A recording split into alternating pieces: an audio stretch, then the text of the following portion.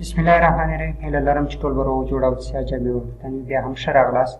په تېر کلاس کې موږ تاسو پر دې باندې بحث وکړ چې څنګه کولی شو د یو فایل څخه ریډینګ ورکولی شو یا یو فایل په پایتان کې ولولو یا هغه اوپن کړو او له هغه څخه ټکسټ ووایو. په دغه کلاس کې موږ تاسو پر دې باندې بحث وکړو چې څنګه کولی شو پایتان کې یو فایل رایټ کړو او یا یې کریټ کړو، یعنې یو نوی فایل څنګه جوړ کړو او په یو زاړه فایل کې څنګه رایټینګ صرف ورسو. رایټ ټو ان ایگزیسټنټ فایل لومړی به پر دغه موضوع بحث وکړو او دوهم به پر کریټ ا نیو فایل موضوع باندې بحث وکړو. To write to an existing file, you must add a parameter to the open function. کومه چې موږ تاسو غواړو په یو پخواني فایل کې رایټینګ سرته ورسو یا لیکل سرته ورسو یا نوې ډیټا ورته اډ کړو، نو موږ تاسو به اوپن فنکشن ته یو څو پارامترونه اډ کوو چې یو د اپینډ پارامتر دی.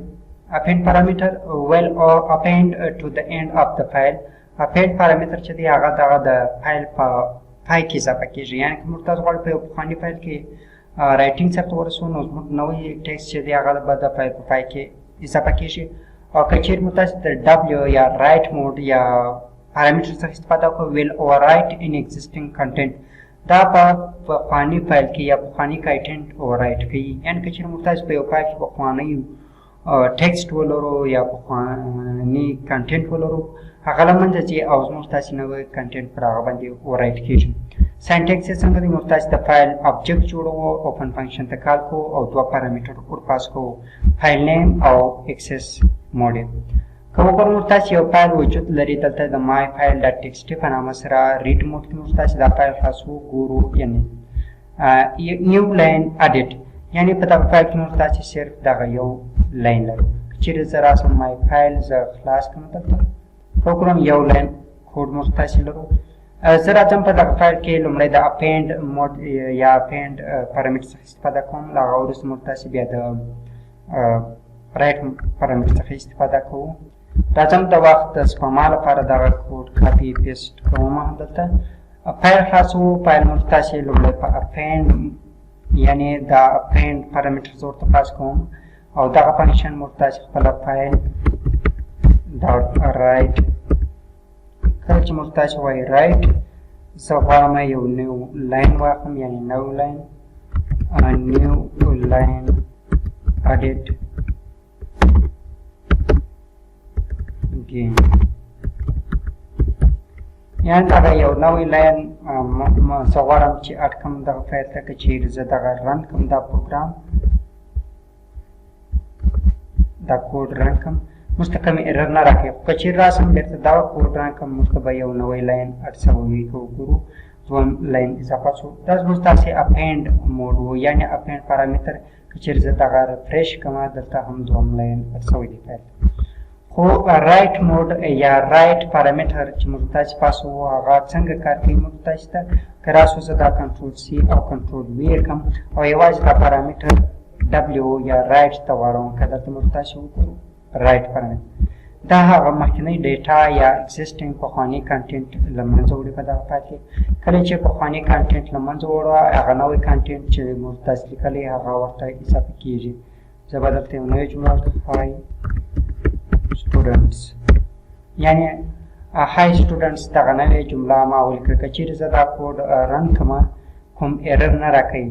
خو که چیرې راسم بېرته فایل د دلته دوباره ریډ وکړم د فایل څخه های سټوډنټس یو نوی لاین.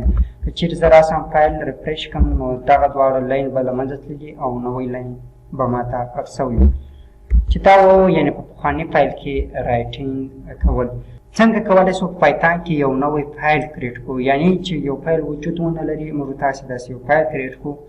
create a new file in Python. To create a new file in Python, use the open method with one of the following parameters. کله چې موږ تاسو غواړو په پایتان کې نوی فایل جوړ کړو، نو د اوپن میتھډ ته به موږ د لاندې پارامتر څخه یو پاسوو. کله چې موږ تاسو اوپن پارامتر ته ایکس پاس کوو ویل کریټ ا فایل، دا موږ ته نوی فایل جوړوي. ریټرن ان ایرر اف د فایل ایگزیسټ، هغه وخت موږ ته ایرر راکوي که چیرې په دغه نامه سره یو مخکنی فایل وجود ولري.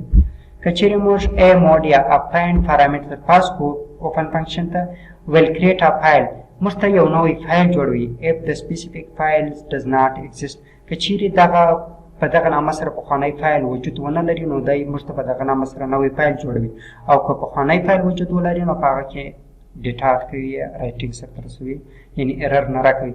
او W یا رایټ پارامټر که موږ ستاسې چیرې اوپن فنکشن ته پاس کړو ویل کریټ ا فایل موږ ته یو فایل جوړیږي if the specified file does not exist. که چیرې په دغه نامه سره پخوانی فایل وجود ونه لري نو موږ ته یو نوی فایل جوړیږي. لومړی زه راځم چې د x په نامه سره د x پارامټر استفاده کوم او نوی فایل جوړوم.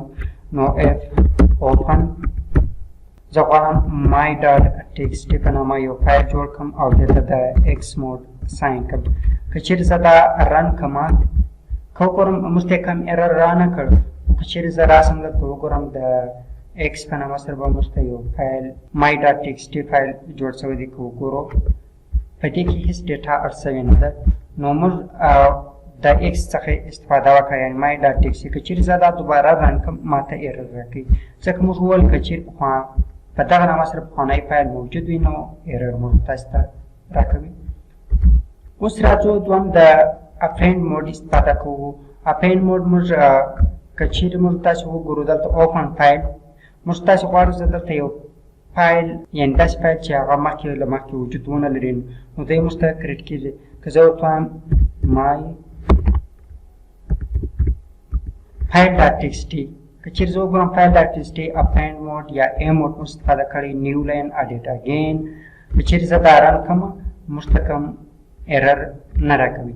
که دلته راسو موږ تاسې وګورو نو file.txt به اخ شوی وي او هغه یو لاین به ورته اخ شوی وي چې دا و د اپینډ موډ کار یا د اپینډ پارامټر کار. موږ تاسې کولی شو چې د رایټ پارامټر هم پاس کړو. که چیرې زه غواړم دلته فایل چینج کړم this.txt په نامه سره یو نوی فایل زه غواړم دا په رایټ موډ کې یا د رایټ پارامټر سره پاس کړم. که چیرې زه دلته یو هاي سټوډنټ که چیرې زه دا کوډ رن کړم ما ته کوم ایرر نه راکوي. خو که چیرې زه راسم دلته وګورم یو نوی فایل چې د this.txt په نامه لرو او په دې کې به یې لیکلي وي چې هاي سټوډنټس. که وګورو هاي سټوډنټس.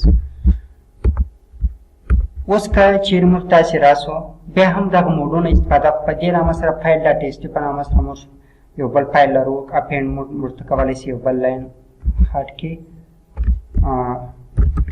hello world یعنې دلته موږ ته کوم ایرر نه راکوي ځکه پخوانی فایل وجود دی یوازې دغه نوی لاین ورته اډ کېږي. چیرې زه دا رن کړم او دلته راسم زما file.txt ته او دا ریفریش کړم نو یو نوی لاین به دلته اضافه شوی وي hello world.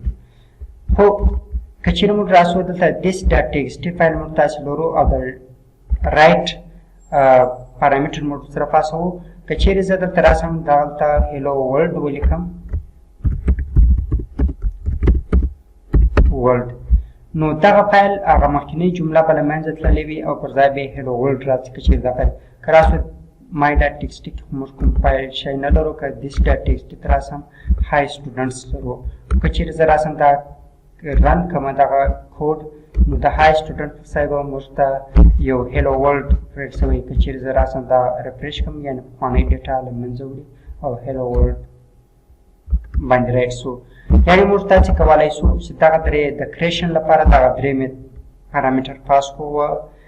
اوپن فنکشن ته د x پارامټر نوی فایل جوړوي په هغه صورت کې موږ تاسو ته ایرر راکوي چې په دغه نامه سره پخوانی فایل به وجود وي.